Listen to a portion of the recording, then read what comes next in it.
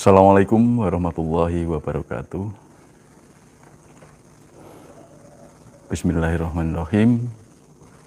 Alhamdulillahirabbil alamin.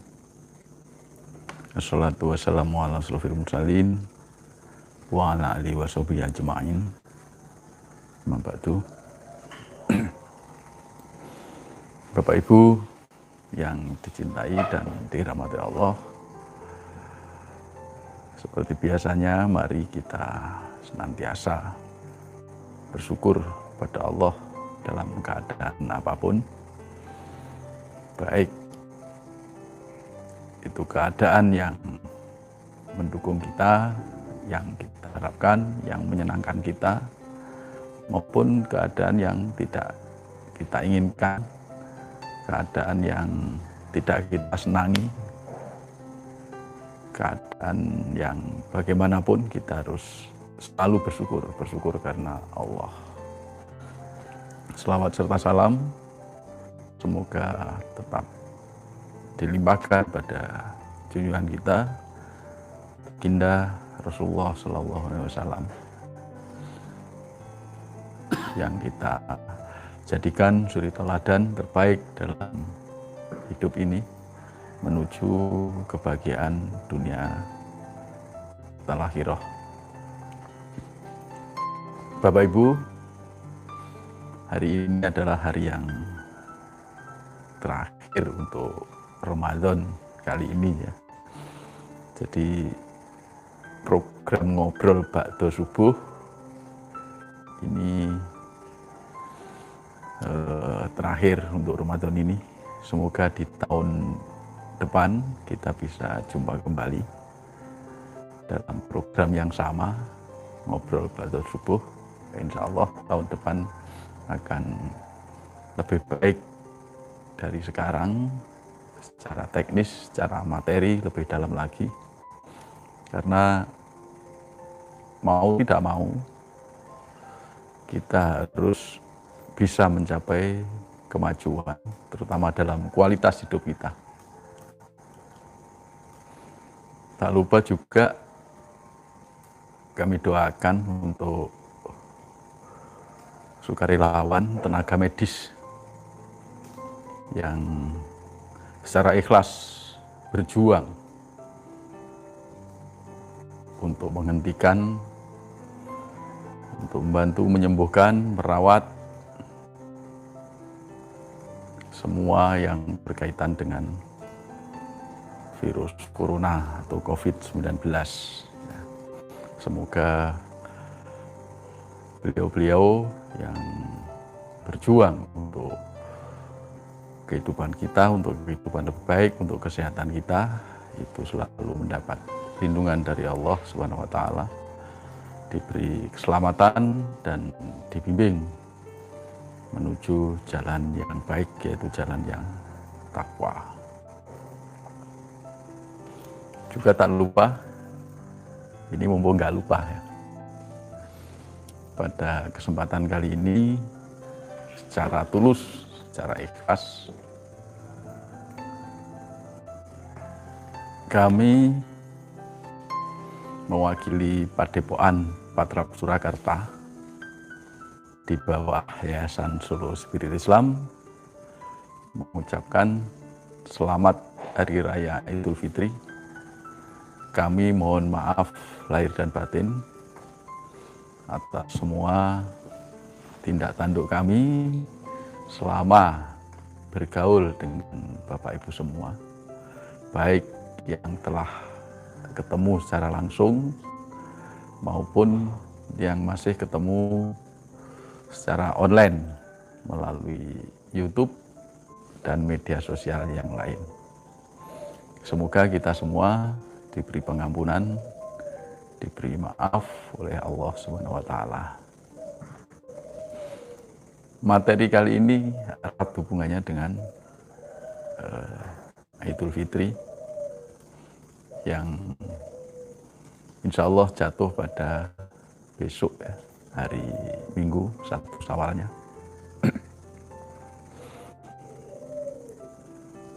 Kami berharap kita semua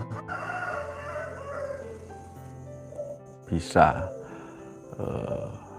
meningkatkan kualitas hidup kita, apalagi kita telah selama 1 bulan Ramadan ini membahas materi pokok kita yang berkaitan dengan sadar Allah atau zikir nafas sadar Allah. Kemudian 3T, tasbih, tahmid, dan takbir. Dilanjutkan dengan amanah tanda perintah. Jadi kita telah membahas lebih detail, lebih rinci, juga berdasarkan pada kesulitan-kesulitan pertanyaan-pertanyaan yang telah Bapak Ibu sampaikan, sehingga pembahasan ini bisa lebih informatif, lebih pas sesuai dengan kebutuhan Bapak Ibu dan kami semua yang ada di Padepokan.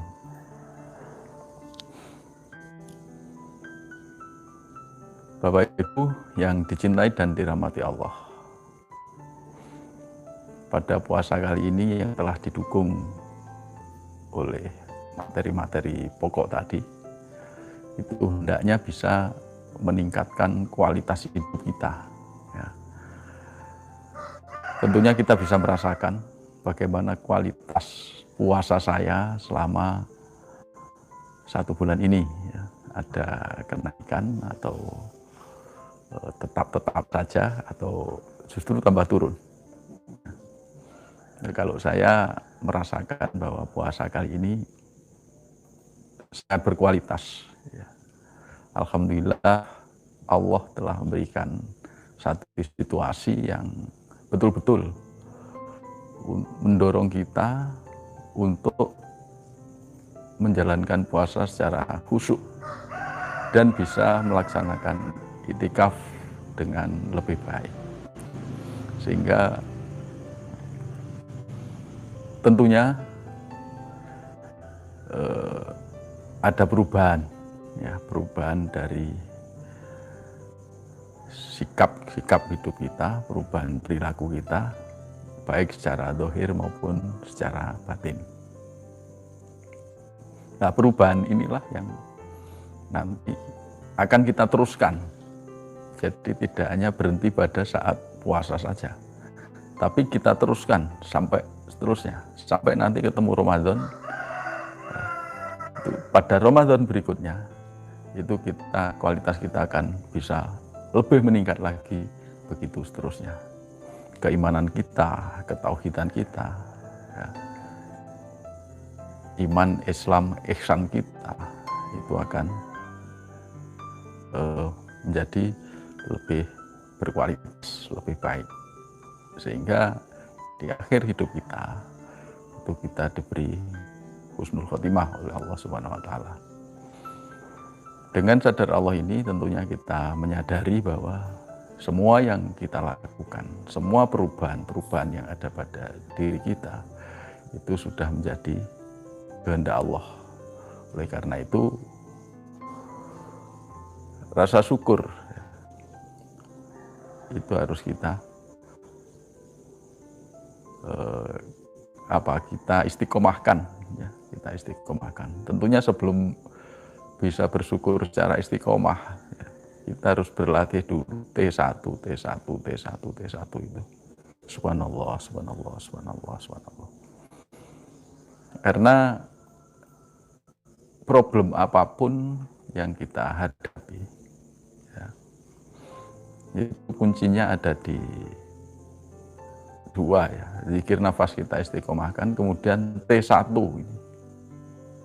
Jadi subhanallah itu implementasi subhanallah dalam diri kita, dalam batin kita, ya, sampai pada perilaku kita sehari-hari, itu betul-betul bisa membuat kita bisa menerima semua hafal Allah, sehingga problem apapun itu pertama sikap kita harus menerima, dan ini harus dilatih, karena banyak dari diri kita, ya, dari rekan-rekan kita yang justru ketika ada masalah itu masih stres ya, bingung ini, bingung itu. Makanya mari T1 tasbih ini terus kita latih agar kita menjadi insan yang damai, insan yang punya jiwa yang fitrah. Kita masih ingat bahwa bahasan kemarin bahwa fitrah itu ego kita sudah lepas, kita sudah bersih dari ego, seperti bayi yang baru dilahirkan yang belum punya ego. Mari kita belajar terus. Saya pribadi juga telah memaafkan jenengan semua, baik yang pernah berkomunikasi dengan saya, baik langsung maupun tidak langsung, yang pernah berjabatan tangan dengan saya, yang pernah melihat YouTube saya, dan yang pernah menyebut nama saya. Semuanya secara tulus telah saya maafkan, dan saya juga mohon maaf lahir batin pada jenengan semua, pada guru-guru saya, terutama Bapak Sutyo Purwanto dan keluarga. Beliau luar biasa. Saya kalau ngomong Pak Pur mau nangis, maaf ya. Beliau luar biasa. Saya bergaul dengan beliau sudah 2 bulan ini, ya, yang efektif ya 2 bulan lebih. Ya, terima kasih Pak Pur. Ya, biar nggak keterusan saya nangisnya, saya akhiri dulu. Billahi taufiq wal hidayah. Assalamualaikum warahmatullahi wabarakatuh. Selamat menyambut Idul Fitri.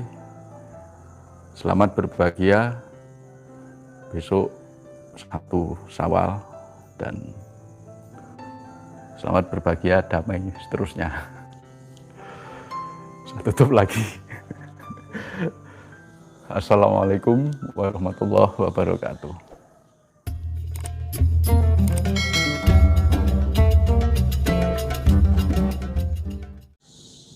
Bismillahirrahmanirrahim. Assalamualaikum warahmatullahi wabarakatuh. Alhamdulillahirabbil alamin. Wassalatu wassalamu ala asrofil anbiya'i wal mursalin wa ala alihi wa sahbihi wa salim ajma'in. Bapak dan Ibu, marilah kita panjatkan rasa syukur kita kehadirat Allah Subhanahu wa taala atas segala pemberian yang telah Allah berikan kepada kita. Salawat dan salam kita sampaikan kepada junjungan kita Nabi besar Muhammad sallallahu alaihi wasallam. Bapak dan Ibu, terima kasih atas bergabungnya di channel YouTube dan Facebook. Dan terima kasih kepada Pak Zen, Pak Jo yang sudah mengawali program kita di pagi hari ini. Baik Bapak Ibu, yang tadi disampaikan Mbak Bejo,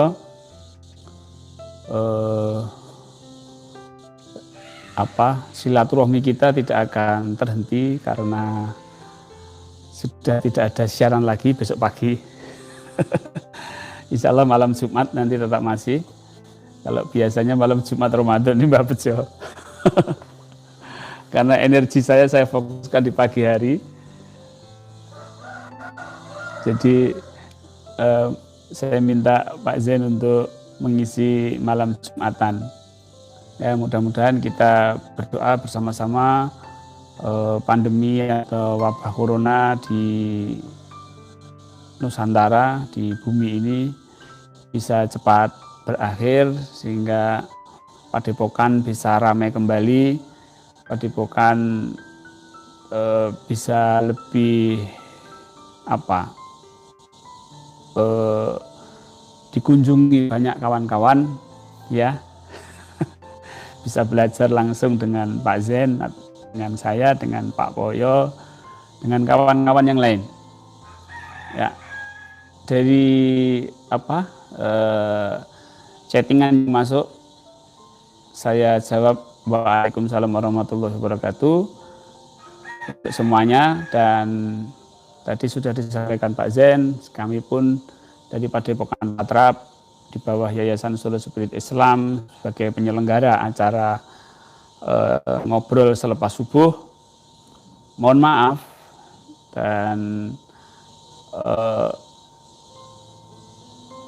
mengucapkan selamat merayakan Hari Raya esok pagi. Pada pagi hari ini kita akan membahas tentang Idul Fitri. Ya, secara hakikat tentunya ya. Bagaimana kita bisa memaknai hari raya ini. Ini yang kadang-kadang belum banyak yang menguraikan. Nah, Ibu, sesuai dengan prinsip kita di sini bahwa kita ini adalah motivator, motivator untuk menuju kepada Allah. Tentunya pemaknaannya adalah memberikan sebuah motivasi agar apa yang kita jalani itu, apa yang kita lakukan itu bermakna untuk tetap lurus ke Allah, ya, untuk lurus ke Allah. Bapak Ibu, kenapa kita lurus ke Allah? Begini Bapak Ibu, jadi kalau kita melihat Al-Quran itu adalah dasar daripada Islam. Al-Quran 30 juz, 6.000 sekian ayat. Dari 30 juz itu, kalau diperas, dicari saripatinya, itu ada di Al-Fatihah. Al-Fatihah, kalau diperas lagi itu menjadi ihdinas siratal mustaqim. Jadi kalau kita lurus ke Allah, kita akan selamat di dalam menjalankan, di dalam mengartikan, di dalam memaknai apapun yang ada di dalam Al-Quran. Baik Bapak Ibu, jadi di Padepokan Patrap kita konsepnya lurus ke Allah. Lurus ke Allah itu adalah ihdinas siratal mustaqim. Ihdinas siratal mustaqim itu ada dalam Al-Fatihah. Al-Fatihah itu merupakan induknya, babonnya, induknya Al-Quran yang 30 juz. Dan Al-Quran 30 juz itu mendasari semua pengajaran di dalam Islam. Bapak Ibu, kembali ke Idul Fitri. Ya, pengertian Idul Fitri tentunya kita akan membahas tidak lepas dari manusia itu terdiri dari jasad, jiwa, dan ruh. Kalau ditanya, yang kembali suci itu yang mana? Ya, apakah jasad, apakah jiwa, atau ruh? Tentu banyak pendapat. Baik, kalau pendapat saya bahwa yang kembali suci itu adalah jiwa. Seperti tadi yang sudah disampaikan Pak Zen, jiwa yang bersih dari ego. Jadi awal kita lahir tanpa ego, maka kita kembali, itu kembali berulang, kita kembali yang awal, yang jadi originalnya kita itu gimana? Ori lah, bahasa kalau kita punya motor dimodifikasi, mau dijual kembalikan ke orinya kan gitu. Nah, yang ori ini yang mana? Maka yang ori inilah yang fitrah namanya. Fitrah itu bahwa jiwa kita itu bersih dari ego. Meskipun banyak yang berpendapat bersih dari dosa, ya itu silahkan. Kalau saya bersih dari ego, ya karena apa? Bersih dari ego ini menjadi satu pijakan awal untuk bertakwa. La'alakum tatakun. Jadi kita bisa bertakwa dengan benar kalau kita itu fitrah. Bukan bersih dari dosa. Kalau bersih dari dosa, kita lupa ke Allah pun itu sudah dosa sebenarnya. Kita tidak sadar akan Allah, tidak sadar Allah itu sudah dosa. Nah, kalau pengertian saya bahwa kembali kepada yang suci itu adalah kembali kita bersih daripada ego. Fitrah. Fitrah itu berarti suci, kembali kepada kefitrahan jiwa itu. Nah, kita dilahirkan dalam keadaan fitrah. Kan gitu. Kita dilahirkan dalam keadaan fitrah. Dan fitrah itu apa? Keadaan di mana jiwa itu belum ada ego. Nah, itulah. Nah, orang setelah pas puasa itu seperti bayi yang baru dilahirkan. Seperti apa sih bayi yang baru dilahirkan? Bayi yang baru dilahirkan itu seperti bayi tadi, jiwa yang tanpa ego tadi. Jadi masalah utama itu sebenarnya apa? Ego. Ego itu sumber kesombongan. Sumber menduakan Allah, sumber kesyirikan, itu ego sebenarnya. Maka ego itu dibabat habis. Habiskan, nolkan, zerokan, fanakan. Nah, maka kembali kepada yang suci. Kembali kepada yang suci, fitrah. Kembali pada yang suci, kembali yang fitrah.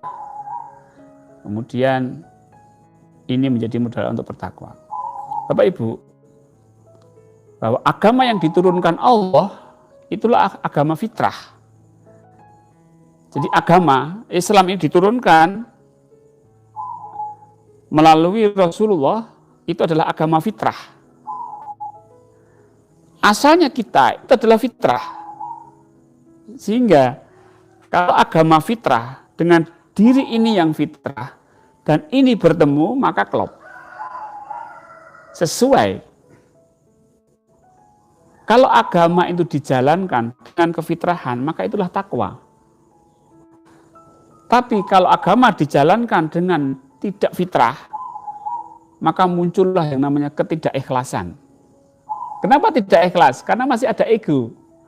Orang tidak bisa menjalankan agama dengan ikhlas kalau masih ada ego. Ya maaf, ego bisa saja dia beribadah mencari pahala. Kesenangan dirinya, kalau pahala saya banyak, saya senang. Kan ego. Kalau saya dapat surga, saya senang.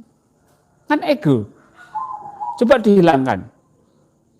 Saya menjalankan agama lillahi ta'ala, karena Allah. Tidak ada tujuan apapun termasuk pahala dan surga. Nah, itu baru. Maka Bapak Ibu, kita merayakan kembali kepada yang fitrah itu karena ini adalah kemenangan kita. Kemenangan bahwa kita itu kembali kepada asal kita, senang.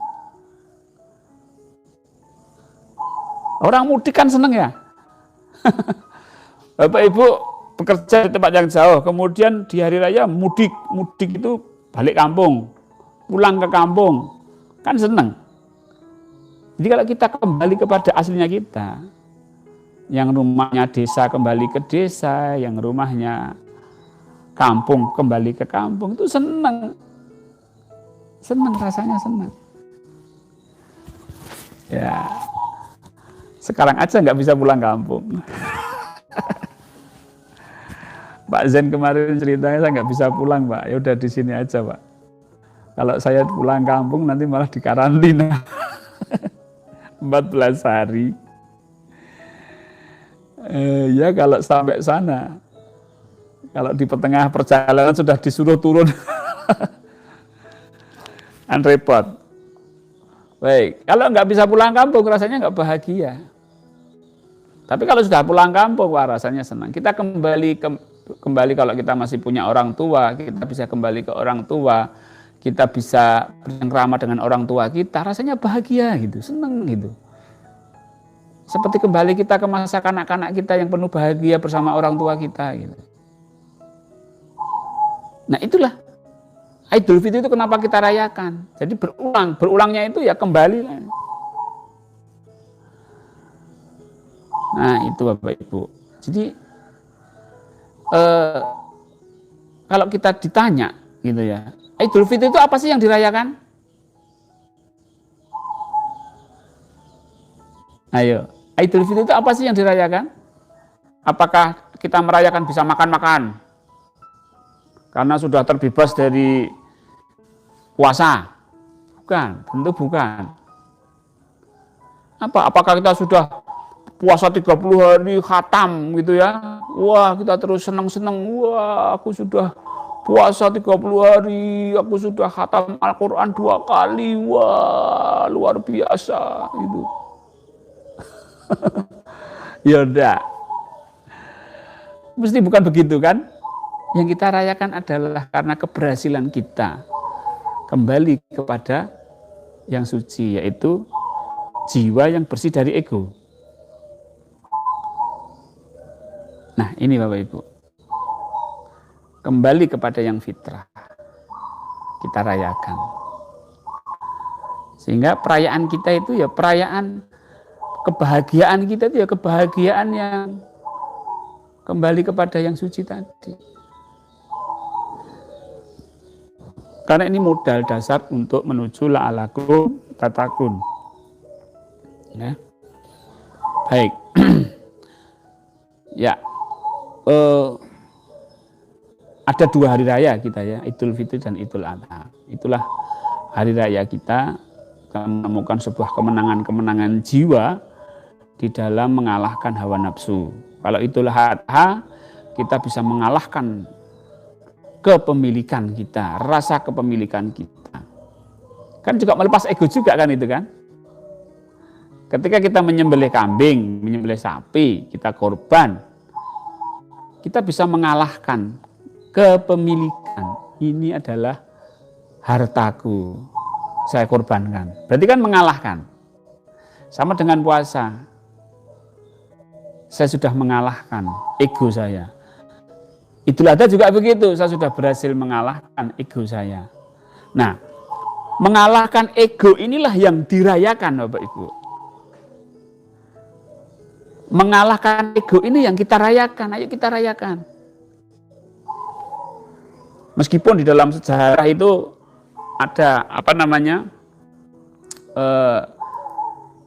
satu cerita kenapa Rasulullah itu menggunakan 2 hari raya itu sebagai ganti hari raya yang saat itu sedang ramai di mana, di zaman Persia waktu itu ya. Jadi zaman kuno Persia itu ada hari raya namanya Neuruz dan Mahrajan itu. Maka Rasulullah diganti hari raya itu dengan Idul Fitri dan Idul Adha. Jadi sesungguhnya Allah mengganti kedua hari raya itu dengan hari raya yang lebih baik, yakni Idul Fitri dan Idul Adha. Itu hadis riwayat Dawud dan An-Nasa'i. Nah, jadi terlepas dari sejarah itu, kita kembali ke makna hakikat bahwa kita merayakan kemenangan, kita sudah bisa mengalahkan ego kita. Mengalahkan ego, kalau Idul Fitri itu mengalahkan ego yang dikalahkan dengan puasa. Tapi kalau di Idul Adha kita mengalahkan ego kita dengan berkorban. Baik Bapak Ibu.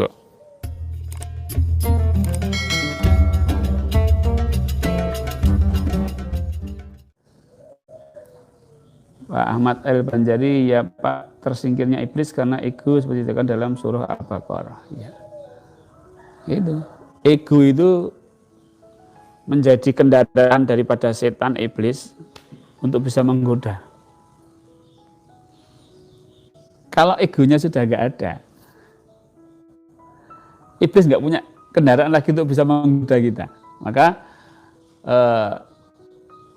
iblis waktu itu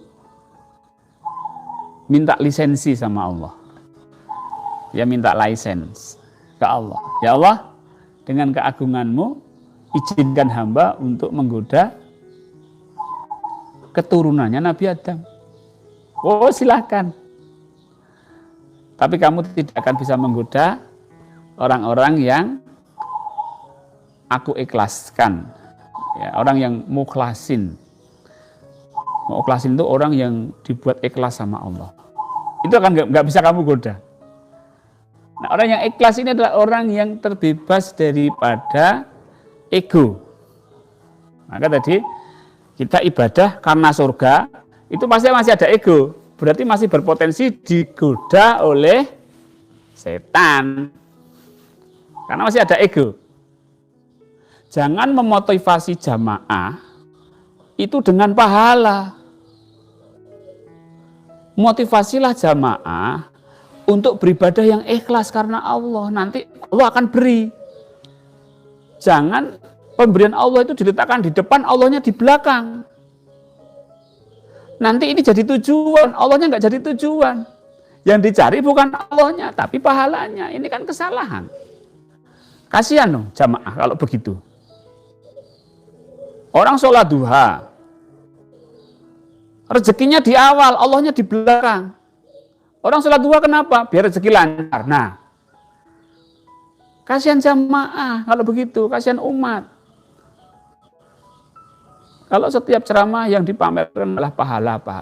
Pahala itu adalah pemberian Allah, bukan tujuan. Jadikanlah itu sebagai janji Allah yang pasti akan diberikan, bukan menjadi tujuan.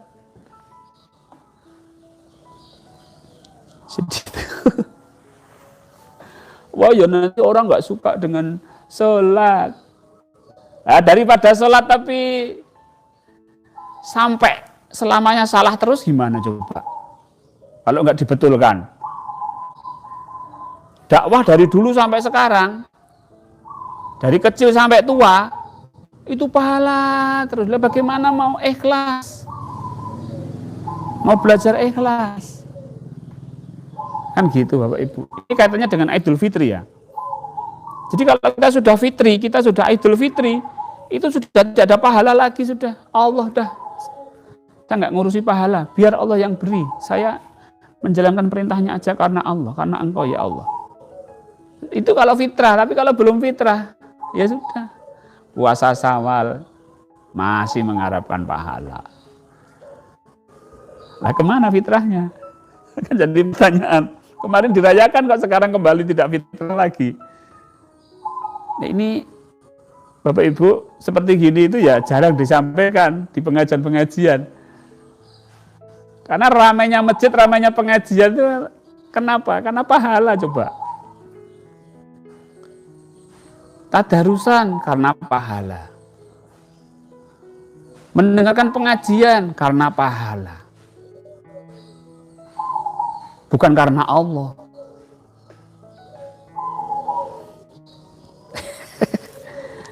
Bapak Ibu, mari kita sama-sama belajar untuk ikhlas. Menjalankan kefitrahan kita sebagai hamba Allah. Yang ibadah itu ya karena Allah lah. Masuk karena pemberian. Gitu loh. Ya. Ini kopi pahit loh. Kalau nggak puasa kopi pahit loh ini. Kalau didengarkan di kuping panas. Ya biasa dengan pahala ini malah dilarang. Ya saya mengatakan apa adanya saja Bapak Ibu. Jujur saja. Kalau pahit ya pahit, kalau enak ya manis. Tapi kalau nanti Bapak Ibu merasakan nikmatnya karena Allah bukan karena pahala, ibadah Bapak Ibu itu nikmat sekali. Muncullah khusyuk. Apapun ibadahnya bisa khusyuk karena apa? Sudah bukan karena pahala. Ya kayak gini nggak perlu didebat. Saya nggak butuh debat, dipakai ya monggo, enggak ya terserah. Saya hanya mengatakan apa adanya saja.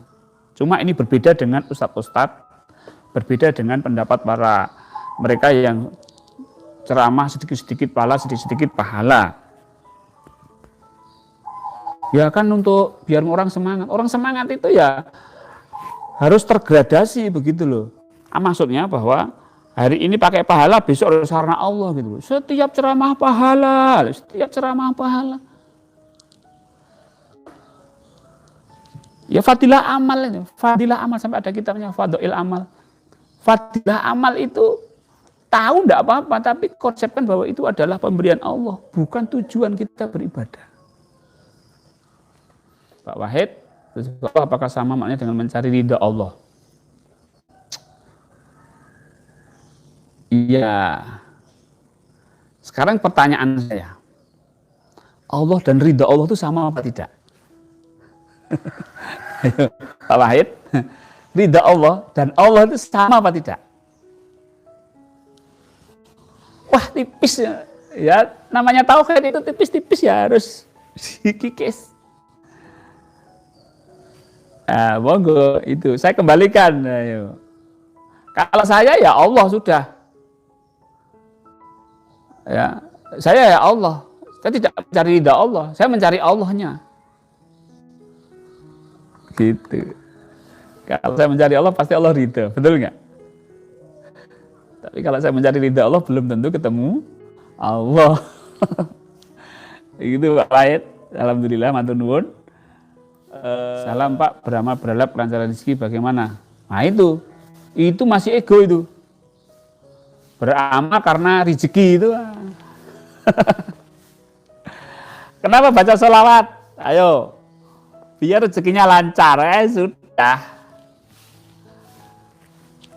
Orang yang ibadah nggak ikhlas, baca sholawat nggak ikhlas karena Allah, tapi karena rezeki, pasti rezekinya nggak lancar. Ya, karena Allah akan mengabulkan hambanya, doa-doa hambanya itu kalau dia ikhlas. Berapa ribu umat itu yang baca sholawat karena agar rezeki lancar, coba. Ayo. Bahkan sampai ada sholawat yang untuk memperlancar rezeki. Baca sholawat ini agar rezeki lancar. Akhirnya karena ingin rezeki yang lancar baca sholawat. Allahnya enggak ada, Rasulullahnya enggak ada. Yang ada dalam sini apa? Duit. Bukan tambah miskin. Bukan dimudahkan Allah, dipersulit sama Allah. Karena apa? Ibadahnya tidak ikhlas. Yang mendapat ridha Allah itu adalah orang-orang yang beribadah karena Allah. Bersolawat karena Allah. Berzikir karena Allah. Bukan karena duit. Ini merubah mindset. Berat Bapak Ibu. Nah, kita mempertahankan hak kita, adakah ego? Oh bukan. Siapa kita punya hak? Mempertahankan amanah. Nah itu, jangan hak. Hak itu selalu milik kita, bukan. Misalnya harta.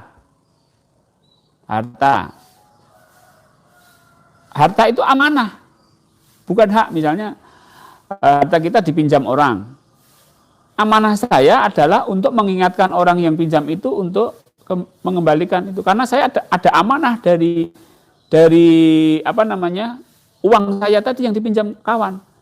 Tapi kalau kawan itu sudah tidak bertanggung jawab, sudah menghilang, sudah dihubungi sulit, ya sudah. Artinya amanah saya sudah saya ingatkan. Kalau memang kawan saya tidak mau membayar, ya sudah. Sekali lagi saya mohon maaf lahir batin kepada Bapak Ibu. Kami doakan Bapak Ibu selalu dalam keadaan sehat, dapat menjalankan selepas Ramadan, dapat menjalankan ibadah dengan penuh ketakwaan, dengan jiwa yang fitrah, sehingga tidak tertipu dengan ego kita, tidak tertipu dengan tipuan iblis yang selalu mengarahkan untuk menyimpang dari Allah Subhanahu wa Ta'ala, entah itu ke pahala, ke surga, dan lain-lain sebagainya. Demikian, billahi taufik wal hidayah. Selamat menjalankan Idul Fitri. Wassalamualaikum warahmatullahi wabarakatuh.